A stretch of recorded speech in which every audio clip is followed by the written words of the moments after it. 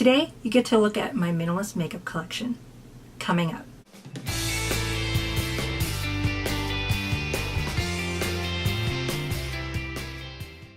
Hey guys, long time no see. If you're new to my channel, my name is Tracy and I like to make videos on minimalism and intentional living to make the daily life a little simpler. First off, I'd like to thank you guys for being patient with me. Life happens and we all have our ways with coping. This is why I took a break from YouTube.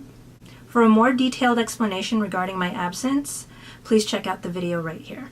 As you can see, I have quite a bit of makeup on, and if you can't tell, I actually have my Halloween costume on. So we went out, the kids are asleep, so what better time than to record this video. I actually had done this a week ago, but there was an issue with my audio, so now I'm re-recording this one.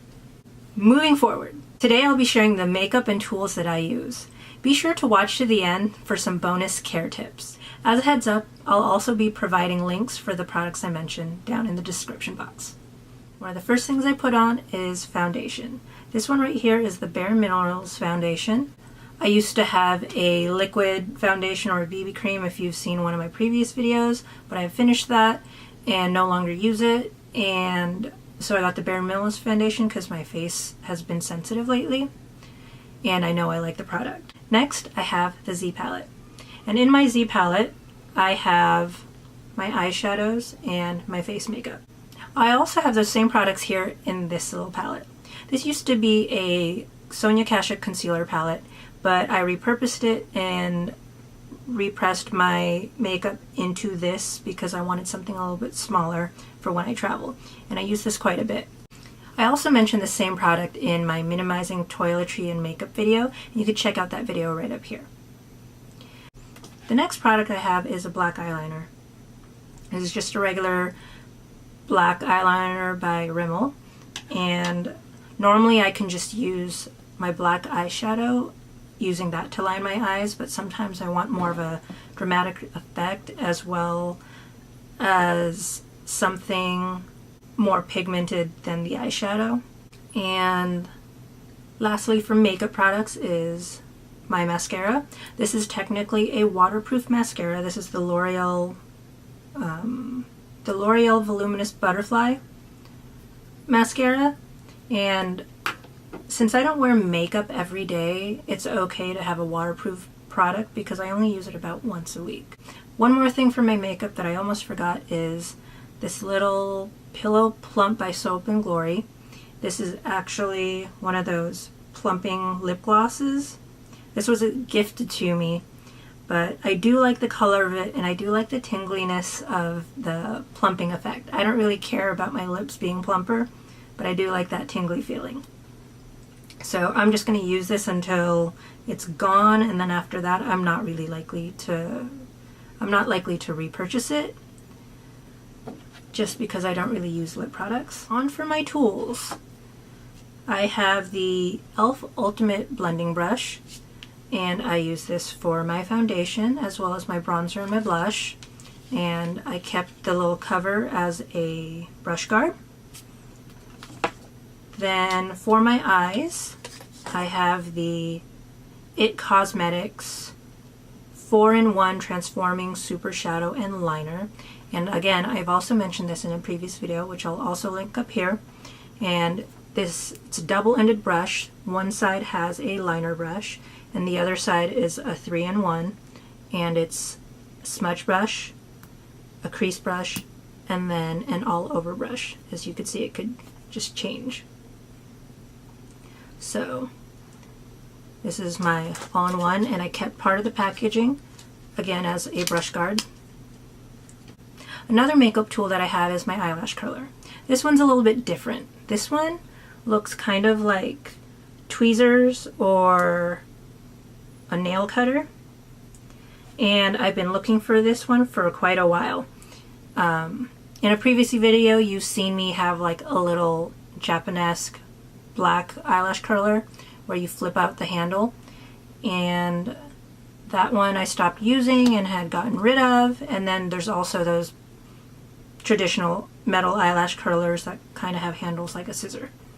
But again, I've gotten rid of that. I like this one because it's more compact. As you can see, it fits right in my hand, barely taking up any space at all in my makeup bag.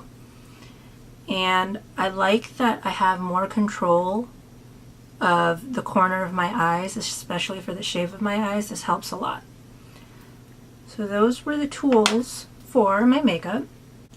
One last thing for my makeup tools is the Sephora travel brush set. And this has a magnetic closure, has this little case. And you have your blush brush, your all over, your crease, your smudge brush, and a liner brush. And this one I got probably about 10 years ago or so. And even after having so many brushes like MAC and Laura Mercier and everything, this has always been my go-to set. But now that I don't really wear much makeup, aside from right now, which is for Halloween, I don't really use this. And to be honest, to get this look, I only use this brush. So you don't really need more than that. So those were my makeup and my tools, and now we're going to go on to the bonus tips. This is how to care for your makeup and your tools. Hygiene is very important. I wash and or sanitize my tools and makeup on a regular basis. So for cleaning my brushes, I have the Sephora solid brush cleaner, and all you have to do is lather, swirl, and rinse your brush until it runs clean. And for beauty blenders, which I used to have and no longer own, you just you lather it up and you gently massage it and rinse it till it runs clean. Because if you're really rough on it, you can tear the sponge. Another thing to do is also wipe down the handles, and I do that with some alcohol. You could also do it when you're washing the brushes, but I prefer to just use alcohol. If you have the space, lay down a towel and roll one end of the towel, which elevates the handle of the brush, and this is for when you're allowing it to dry. Water can ruin the ferrule of the brush, which is this part right here. So you want the water to run away from it, and that's why if you're laying it down, that you're elevating it a little bit. Another option is to have a brush holder. I have one of these. Some people call them a brush tree. It has a little silicone on it. And this actually comes apart and can lay flat. So this I got at Walmart, and it was only about $3 or $4. So you wash your brushes and then you just stick it underneath like so and let it dry. A big tip is don't forget to clean the housing unit of your brushes. You don't want it to contaminate your clean brushes. So for example, after I clean these brushes, I'm also going to wash or wipe this travel case down. Another thing I also wipe down or clean is the little brush guards or anything that I have the brushes in. And you also want to clean or wipe down your makeup bag, because your makeup is all over the counter and who knows where you've been, where you're traveling to, what bathrooms you've been in. Who knows how clean those counters are. So you're putting that all in your makeup bag. So you want to wipe everything and sanitize it every now and then. Even for the tweezers, you gotta wipe that part down as well. And I even take out the little rubber sponge thingy and wipe that down as well. Because everything's so close to your eyes, you don't want it for your eyes to get irritated or infected in any way. So lots of my makeup is powder or pressed powder, and this you can actually take a little bottle of alcohol and spritz it on there and then let it air dry. And I learned that from one of my friends who is a makeup artist. So that's how I sanitize my makeup. I'd like to share some of the things I'd probably change about my setup. In the future, once I finish my loose Bare Minerals foundation, then I would like to invest in a pressed version. That way I could just pop it in my Z palette and I don't really have to worry about loose powder everywhere. And also because the packaging is kind of bulky. So that would save me space as well as extra items to carry around. Another thing I might do is get rid of this brush set.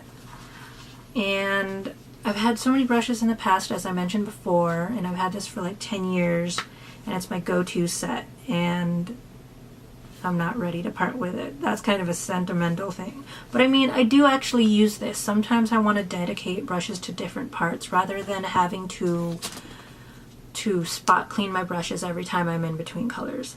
Not like I really have many colors. They're all like nudes and browns. But if I were to try something a little bit fancier, then I don't want to muddy up my colors on my makeup brush.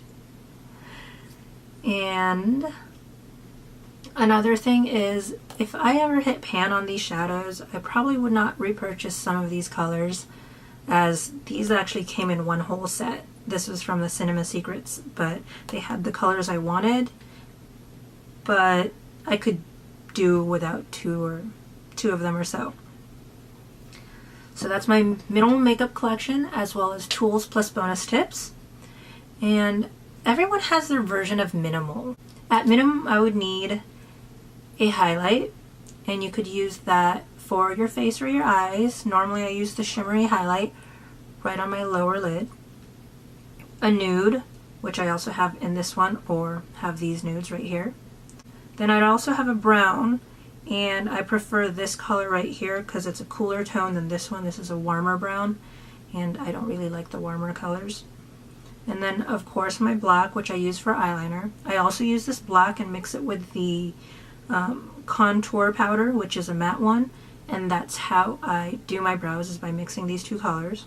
And then I'll have my blush and my contour. With a minimum of 6 products from here, I can go from a really basic look to a simple glam, and I can use that shimmer for a little pop of color or light into the look. I can even do a smoky eye, or as you can see, I can do my exotic eyeliner look, however you'd like to call it. But so I can do those looks on my eyes with this set, and my blush can go with any look that I do. I want to know, how minimal would you go? Please leave me your answer in the comments below. If you like this video, please give me a thumbs up. For more on minimalism and intentional living, please subscribe to my channel if you haven't already. Don't forget to hit the notification bell so you know when I've posted a new video. See you next time. Thank you for watching. Bye.